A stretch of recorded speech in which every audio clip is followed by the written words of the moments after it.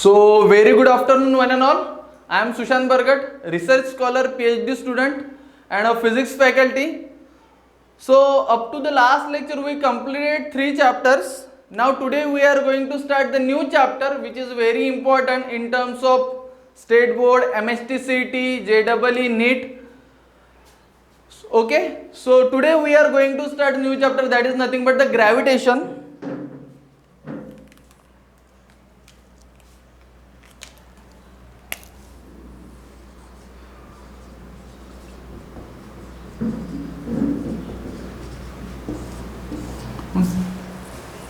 So gravitation is the one of the important chapter. To one or two question may ask you in your exam. Okay, you already know about gravitation. I am not going in introductory part much more because from standard 7th 8 class से आप gravitation के बारे में सुन रहे हो, पढ़ रहे हो. 10th स्टैंडर्ड में भी हो चुका है, 11th में भी आपको इंट्रोडक्शन में ही था बहुत सारा पोर्शन ग्रेविटेशन में. मैं direct Newton's law of gravitation से स्टार्ट करूंगा. So before starting the lecture we have to go through some points, means which portion we have to cover. Especially we are preparing for JEE NEET and we have very few time to prepare, means we are just recollecting the formulas and things and concept.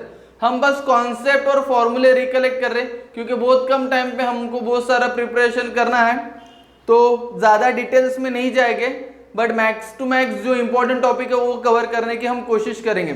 Okay, so in the gravitation हम सबसे पहले जो पढ़ने वाले हैं वो है हमारा Newton's law of gravitation. Newton's law of gravitation, फिर उसके बाद है हम पढ़ने वाले रिलेशन बिटवीन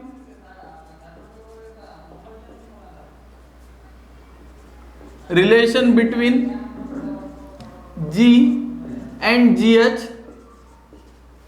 उसके बाद हम पढ़ने वाले हैं प्रोजेक्शन ऑफ सैटेलाइट,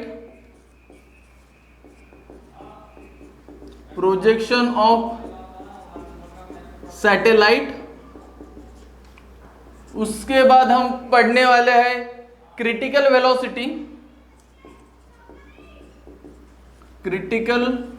वेलोसिटी, उसको ऑर्बिटल वेलोसिटी भी बोलते हैं. उसके बाद हम जो पढ़ने वाले वो है पीरियोडिक टाइम ऑफ सैटेलाइट और time period of satellite.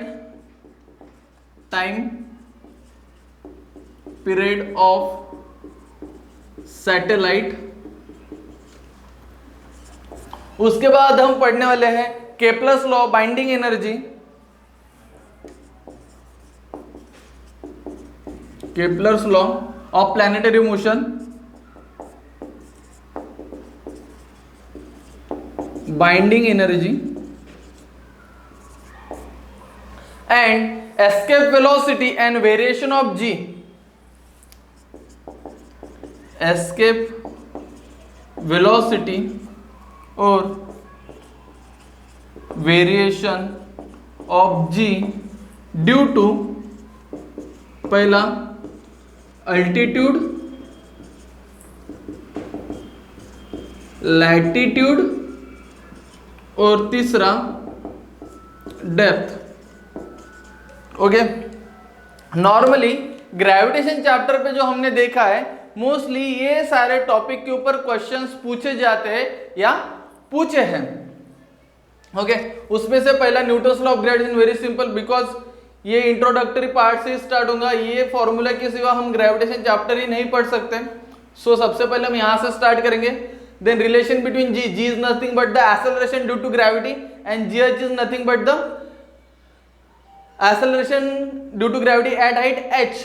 Then projection of satellites जो कि 2 स्टेज में होता है, डिटेल में उसको जाएंगे. सैटेलाइट्स कैसे अलग अलग ऑर्बिट में घूमता है, उसके क्या कंडीशंस है, क्या रिलेशंस है, वो क्रिटिकल वेलोसिटी, ऑर्बिटल वेलोसिटी क्या होता है, क्रिटिकल वेलोसिटी को ही ऑर्बिटल वेलोसिटी कहा जाता है, और critical velocity near to the earth surface क्या होगा. Time period of satellites, one of the important concept. Okay, इसके ऊपर काफी क्वेश्चन आ चुके हैं. Kepler's law of planetorial motion, binding energy, escape velocity and variation of G, ये भी काफी इंपॉर्टेंट टॉपिक है, variation of G due to altitude, latitude और डेप्थ। ओके, तो नॉर्मली हम ग्रेविटेशन में ये 9 टॉपिक 2 लेक्चर में कवर करने की कोशिश करेंगे, हाफ पोर्शन आज कंप्लीट करने की कोशिश करेंगे और हाफ पोर्शन नेक्स्ट लेक्चर में। So mainly we are focusing on today up to Kepler's law but trying to cover much more. Okay, और कुछ न्यूमेरिकल भी लेंगे जो नीट में पूछे गए हैं।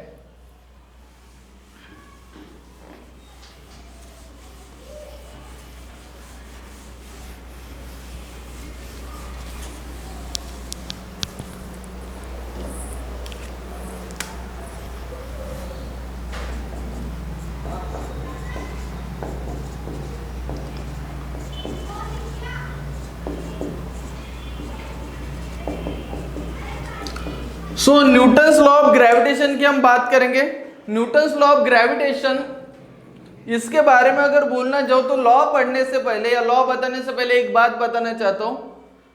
According to theory, according to concept, ये कहा गया each and every particle of matter attracts other particle. इसका मीनिंग है according to the special theory of relativity, ये यूनिवर्स 2 ही चीजों से बना है, एक है मैटर यानी जिसको मास है और दूसरा लाइट।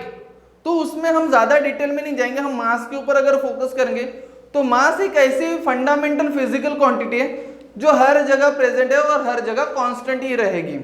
ओके, तो मार्कर से लेके आपके शर्ट्स तक या वॉल तक, बोर्ड तक, हर कोई चीज दुनिया में जितनी भी सारी चीजें हैं, ओके, वहां पे आपको मास मिलेगा ही, या is the fundamental physical quantity present all over the universe. तो मुझे कहना यह है, थ्योरी में ऐसे कहा गया है कि जिसका जितना मास होगा उसका उतनी ज्यादा फील्ड होगी। यानी मुझे कहना यह है सिंपली कि अगर ये कोई पार्टिकल है, ओके, इसका मास अगर m1 है तो ऑब्वियसली ये पार्टिकल का भी अपना एक खुद का फील्ड होगा। ओके, अगर मैं एक दूसरा मास कंसीडर करता हूं, ये मेरा दूसरा मास है, इसको मैं m2 बोलता हूं और m2 पता चल रहा है कि m1 से बड़ा है, तो ऑब्वियस है m2 का भी अपना खुद का एक फील्ड होगा। यानी इसका मीनिंग है कि अगर मैं बॉडी, मेरा मास है तो मेरा भी खुद एक फील्ड है। अर्थ एक ऑब्जेक्ट है, अर्थ का मास है तो अर्थ का भी एक अपना खुद एक फील्ड है। Venus, Pluto, Jupiter, Saturn, Mars, जितने भी प्लैनेट्स यूनिवर्स में एग्जिस्ट करते हैं तो हर एक प्लैनेट का अपना एक खुद का मास है और उसका अपना खुद का एक फील्ड है। तो कॉन्सेप्ट ऐसा है, जितना जिसका मास रहेगा उसकी उतनी ज्यादा फील्ड रहेगी। यानी यहाँ पे मास m1 जो कि कम है, लेट अस कंसीडर 1 ग्राम, तो उसका 1 ग्राम के हिसाब से इतना फील्ड है जो डॉटेड लाइन है। मास m2 है तो उसका अपना खुद का एक फील्ड है। तो अर्थ है, अर्थ का भी मास है तो अर्थ का भी एक अपना खुद का एक फील्ड है, और वही फील्ड के कारण, जिसको हम ग्रेविटेशनल फील्ड भी बोलते हैं, इसके वजह से सारे ऑब्जेक्ट जो अर्थ के ऊपर है वो बाउंड करके रखे हुए हैं। Okay, this is due to the gravitational force act on a body और act due to on earth. तो what is Newton's law of gravitation?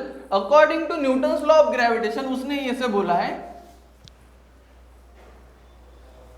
let us consider this is a body having mass m1 and this is the second body which is at a distance r,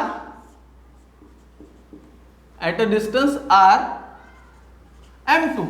Okay, so according to law each and every particle of matter attracts other particle. हर एक particle एक दूसरे particle को attract करता है with some force. यानी ये इसको attract कर रहा है, ये इसको अट्रैक्ट कर रहा है। ऑब्वियस है, मैं एक कैमरा की तरफ अट्रैक्ट कर रहा, मैं ये बोर्ड की तरफ अट्रैक्ट कर रहा, बट मेरा मास इतना कम है या बोर्ड का मास इतना कम है कि हमारा फील्ड इतना स्ट्रांग नहीं है, इतना बड़ा नहीं है कि हम अट्रैक्ट करें। वही अर्थ का मास काफी बड़ा है।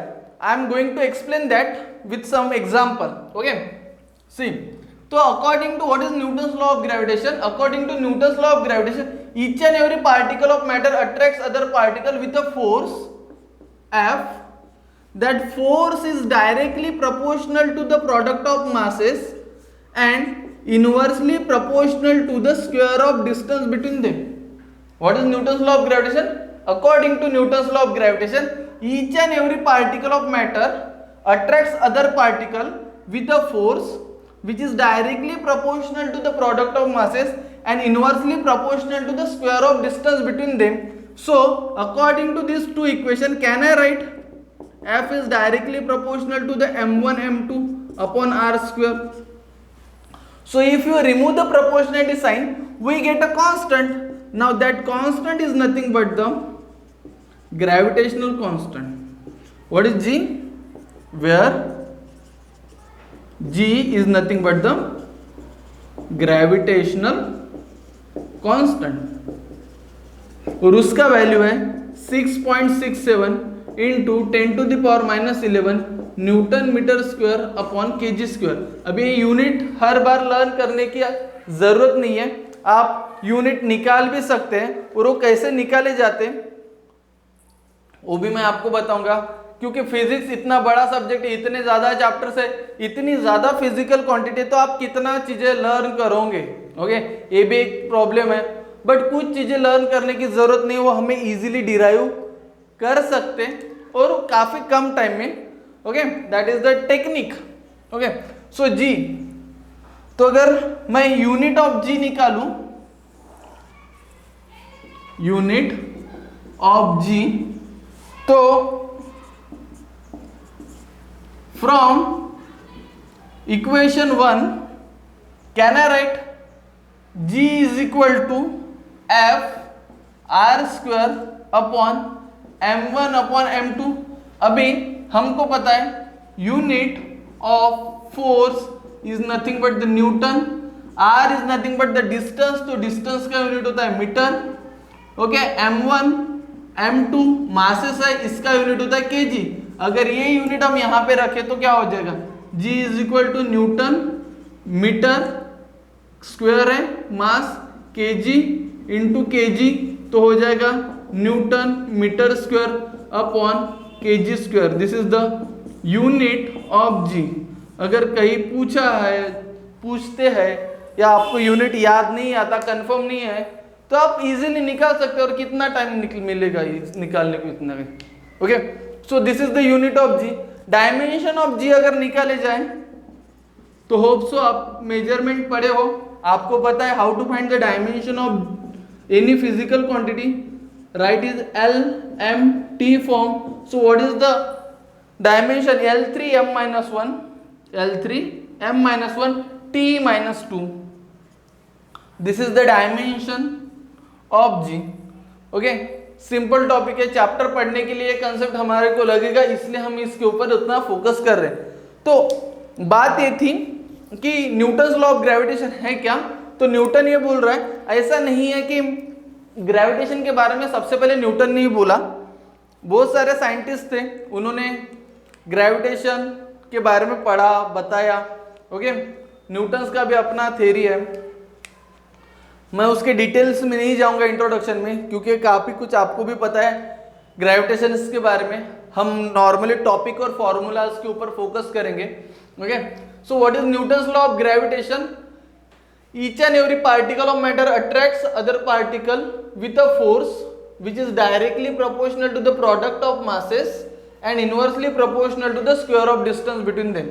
So if you remove the proportionality sign, we get a constant. That constant is known as the gravitational constant और उसका वैल्यू होता है 6.67 into 10⁻⁻11 newton metre square upon KG square. And इस तरीके से हम इसका यूनिट और डायमेंशन निकालते हैं। एक इंपॉर्टेंट बात मैं यहाँ पे बस इतना ऐड करना चाहता हूँ, see the wait of the body is different on different planet. अगर मैं एक ऑब्जेक्टिव बॉडी को कंसिडर करता हूं, तो अगर मेरा वेट 60 kg अर्थ सरफेस के ऊपर है, तो मेरा वेट मून के ऊपर कुछ अलग होगा, मार्स के ऊपर कुछ अलग होगा, वीनस के ऊपर अलग होगा, प्लूटो के ऊपर अलग होगा।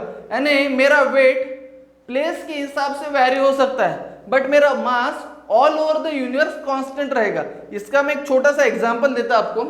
Late us consider weight is equal to mg, we know that formula। Okay, अभी अर्थ के ऊपर एक्सेलरेशन ड्यू टू ग्रेविटी का वैल्यू 9.8 है, लेट अस कंसीडर 10। अभी मेरा वेट 60 kg है, मुझे मेरा मास पता नहीं कितना है, g का value 9.8, we take approximately equal to 10. So what is my mass? Mass is equal to 60 divided by 10. So what is mass? Is nothing but the 6 kg. यानी अगर मेरा बॉडी 60 kg का है, मैं अगर 60 kg का हूं, बट मेरा मास कितना है 6 kg. ये कहां की बात है? अर्थ की, अर्थ के ऊपर. अगर मैं किसी दूसरे प्लैनेट की बात करता हूं, मुझे पता नहीं कोई प्लैनेट है, ओके, वो प्लैनेट पे जी ऑन प्लैनेट होगा कुछ समझ के लो 3 मीटर पर सेकंड स्क्वायर, ओके, और मैं वेट ऑन दैट प्लैनेट की बात करूं तो मास मेरा हर जगह कांस्टेंट है, जी ऑन दैट प्लैनेट. अभी मुझे पता है कि मेरा मास 6 kg है, जो कांसेप्ट के हिसाब से हर जगह सेम रहेगा, और g का वैल्यू अगर मैं 3 बोलूं तो कितना होगा 18 kg. यानी जो आदमी अर्थ के ऊपर 60 किलो का है, वही आदमी अगर कोई प्लैनेट है जिसके ऊपर acceleration due to gravity 3 kg है, 3 न्यूटन पर मीटर स्क्वायर है, वो 18 kg का होगा. What you conclude from that? Mass of the body is constant all over the universe, but weight vary according to acceleration due to gravity. तो acceleration due to gravity काफी important concept है जो हमको पढ़ना है. ये सारा बताने के पीछे कारण यही था कि इसके बाद जो मैं टॉपिक डिस्कस कर रहा हूं that is nothing but the acceleration due to gravity, okay, and relation between G and GH. थोड़ा जाएगी डिटेल में, बस इतना ही आपको ध्यान में रखना है न्यूटन्स लॉ ऑफ ग्रेविटेशन के साथ कि हर बॉडी का खुद का मास है और हर एक बॉडी का अपना एक फील्ड है. यानी मैं 60 kg का हूं, अगर मेरा मास 6 kg है तो मेरा एक फील्ड है. अभी आप अर्थ की बात अगर कंसीडर करते हो तो मेरा मास खाली 6 kg है, I M of only 6 kg, but mass of the earth 6 into 10 to the power 24 kg. How much? Mass of earth is how much? 6 into 10 to the power 24 kg. See, I am only 6 kg and it is a 10 to the power 24 additional term. तो अर्थ इतना बड़ा है तो उसका field भी बड़ा है. अगर मेरा मास अगर ज्यादा रहता था तो मेरी भी फील्ड बड़ी रहती थी, ये बोर्ड, ये मार्कर, ये सारी चीजें मुझे भी अट्रैक्ट होती थी, बट मास कम होने के कारण फील्ड कम है. अर्थ का मास काफी ज्यादा है, इसके कारण उसका फील्ड बड़ा है. मून अर्थ से छोटा है तो मून का फील्ड भी कम है क्योंकि मून का मास कम है, ओके. तो ये जो फील्ड हम जिसकी ग्रेविटेशनल फील्ड की बात कर रहे हैं वो ग्रेविटेशनल फील्ड डिपेंड करते हैं बॉडी के मास के ऊपर, ओके. तो जिसका जितना ज्यादा मास उसकी उतनी ज्यादा बड़ी फील्ड, और वही फील्ड के कारण हम उसको अट्रैक्ट या रिपेल करते हैं, okay. That is the overall concept, okay. So now we move to the next topic, that is the variation of G. Hope so आपको न्यूटन्स लॉ ऑफ ग्रेविटेशन और मास का क्या कंसेप्ट है वो भी समझा होगा.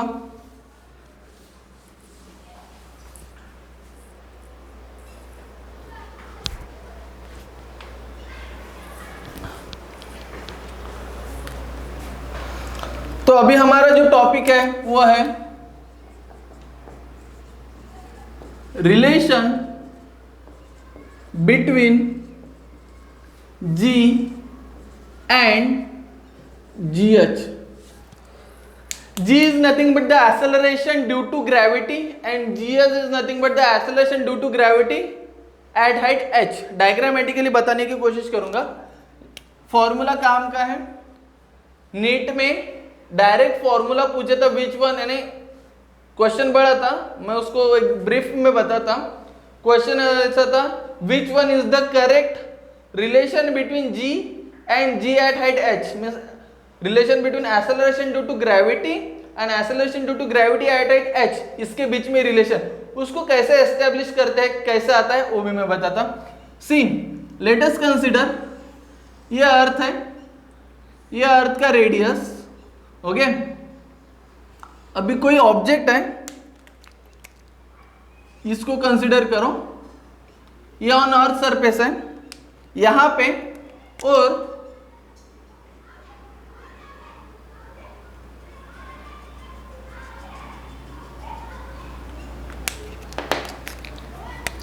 यही ऑब्जेक्ट अगर यहां पे गया तो ये अर्थ का मास कैपिटल एम, अर्थ का सेंटर ओ, ओके, इतना डिस्टेंस जो है वो है हाइट h, ओके। तो मेरा ये था, this is the acceleration due to gravity on earth, और ये जो था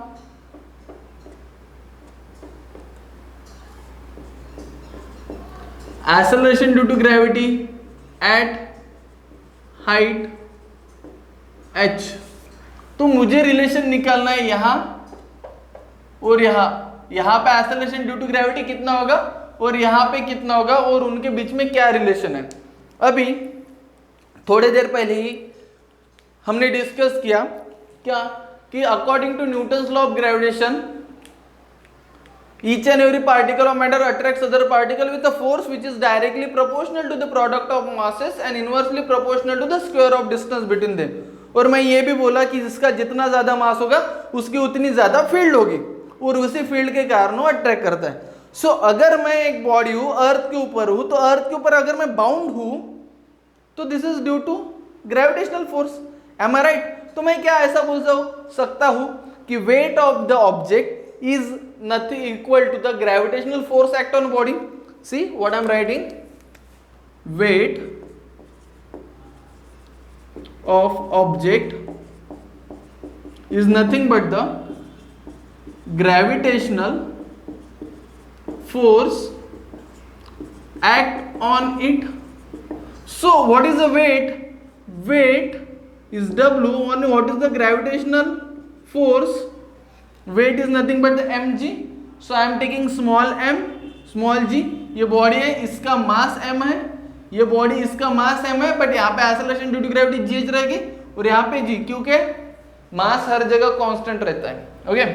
then what is the formula for acceleration due to what is the formula for gravitational force according to Newton's law of gravitation, g m m upon r square. यहाँ पे m1 m2 नहीं लिया, हमने क्या लिया, ऑन अर्थ सरफेस की बात करें, okay, on earth surface mass m और m, तो हो गया gm। तो मुझे निकालना है g, therefore g is equal to g m m upon r square. ये मल्टीप्लीकेशन को यहां जाएगा division, mm get cancel, so g is equal to gm upon r square, okay. ये फॉर्मूला हो गया हमारा acceleration due to gravity. Now see how the value g का value जितना आता है, g का वैल्यू क्या है, g is nothing but the 9.8 metre पर सेकंड स्क्वायर। ये कैसे आया? ग्रेविटेशनल कांस्टेंट जो कि कांस्टेंट वैल्यू है कितना है 6.67 into 10 to the power minus 11 newton metre upon KG square. Newton's law of gravitation में मैंने बताया आपको। Then what is the m? m is the mass of earth, how much? 6 into 10 to the power 24 kg। r radius of earth 6400 kilometer।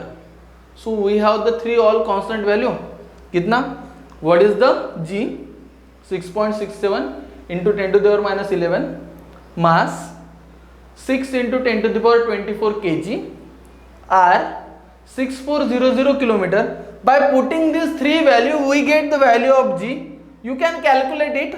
if you put these three value you get the value 9.8 or approximate that nothing but the meter per second square। so this is the acceleration due to gravity।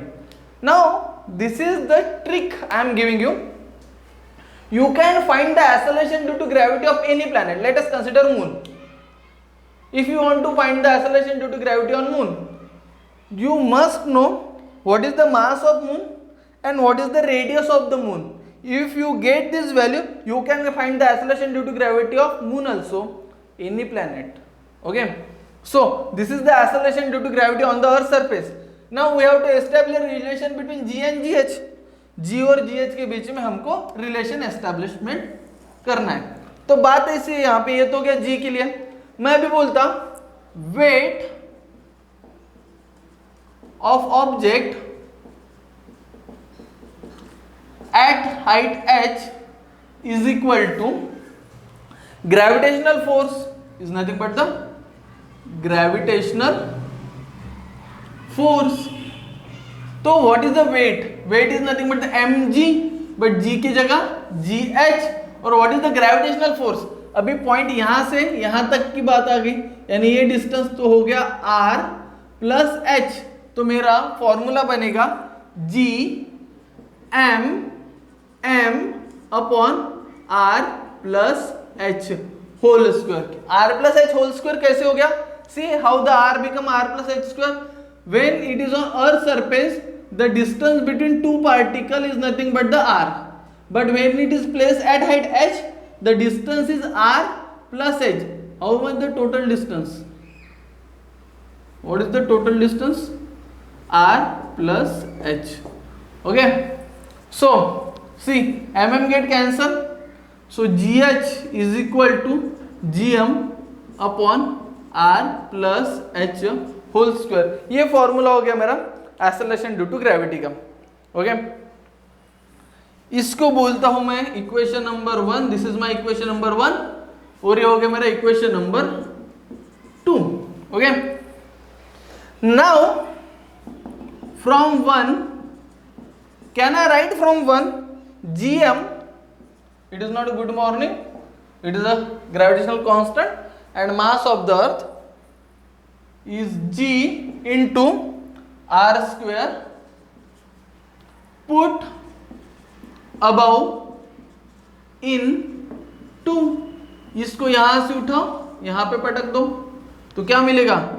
gh is equal to g r square upon r plus h square. Okay, अगर मैं इसको थोड़ा sort करूं तो मैं इसको ऐसा लिख सकता gh is equal to g r upon r plus h whole square. Okay, so this is the formula और relation between g and gh। अभी आपको लगता होगा कि ये निकालने के लिए बहुत टाइम लगा है क्योंकि मैं एक प्रोसेस थ्रू जा रहा हूं, बट अगर एग्जाम में आता है और आपका प्रैक्टिस है तो आप उसको इजीली निकाल पाओगे। It needs only practice. Okay, आपको कॉन्सेप्ट पता हो ना, कॉन्सेप्ट के हिसाब से g का वैल्यू आ जाएगा, हाइट के हिसाब से h का आएगा, then it is very easy. This is the only one step, from 1 put here we get the value, very easy. Question आ चुका है। Okay, you can easily find the acceleration due to gravity at height h। अगर मेरा question है, अगर मैं इसके ऊपर अभी के अभी क्वेश्चन बनाऊं, अगर मेरा क्वेश्चन ऐसा है, if a body having a mass 10 kg, body having a mass 10 kg, then at height h what is the acceleration due to gravity at height h? See the formula, you can easily say that in the relation, or if you see the formula of the g, अगर आप g का या gh का दोनों का formula देखोगे, सीधे equation number 2, equation number 1, जी के इसमें मास का कहीं लेना देना ही नहीं है। We don't observe the mass of the body in that formula. Means हम ऐसा बोल सकते हैं acceleration due to gravity do not depend on the mass of the body. यानी इसका मीनिंग यह है कि अर्थ के ऊपर आप हो, अर्थ के ऊपर मैं हूं, तो जितना एक्सेलरेशन ड्यू टू ग्रेविटी आपके ऊपर एक्ट हो रहा है उतना ही मेरे ऊपर एक्ट हो रहा है, उतना ही ये कार के ऊपर, उतना ही ये बेंच, उतना ही ये बोर्ड, हर जगह के ऊपर acceleration due to gravity same रहेगा, सेम रहेगा, because acceleration due to gravity depend on only gravitational constant, mass of the body and radius of the body, means earth. Okay, height H के ऊपर भी जाओगे तो आप अगर अर्थ के ऊपर हो, आप अर्थ से 10 किलोमीटर ऊपर भी जाओगे और वहां पे आप acceleration due to gravity at height H भी निकालोगे, तो आप वहां पे आपके मास के ऊपर acceleration due to gravity depend नहीं करती है, क्योंकि हमें फॉर्मूला बताता है। हाँ, मैं ऐसा बोल सकता, as you go above from the earth surface acceleration due to gravity decreases. जैसे जैसे हम अर्थ सरफेस के ऊपर जाएंगे acceleration due to gravity decrease होगा। क्यों? क्योंकि डिनोमिनेटर में हाइट h है, वो भी स्क्वायर में है। अगर इसका वैल्यू बढ़ेगा, डिनोमिनेटर की वैल्यू बढ़ेगी, तो ऑब्वियसली इसकी वैल्यू कम होगी। इनवर्सली प्रोपोर्शनल है क्वांटिटी, क्वांटिटी कैसा है? Inversely proportional. जितना डिनोमिनेटर का वैल्यू कम, उतना ये वैल्यू, जितना डिनोमिनेटर का वैल्यू ज्यादा, उतना value come. As the value of h increases, means as you go above from the earth surface, acceleration due to gravity decreases. जैसे जैसे हम अर्थ के ऊपर ऊपर जाएंगे एक्सेलरेशन ड्यू टू ग्रेविटी कम होते जाएगी। ये टॉपिक ये चैप्टर के लास्ट में फिर से डिटेल में पढ़ना है in the heading variation of G due to altitude latitude and depth. वहां पे फॉर्मूला के हिसाब से उसको और डिटेल में हम पढ़ेंगे, बट इससे भी हम कंक्लूड कर सकते हैं कि acceleration due to gravity earth surface के ऊपर ही ज्यादा मिलेगा, क्योंकि आर